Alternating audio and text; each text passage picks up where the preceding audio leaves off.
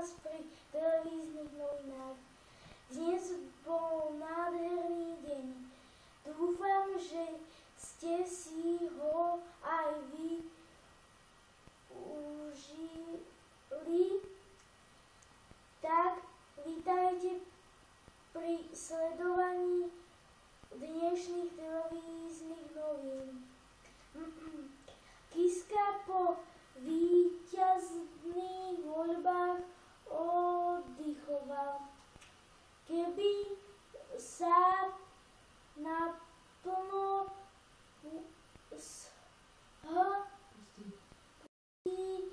do práce, Andrej Kiska sa po víťazstve vo voľbách stiahol a odpočíva v kruhu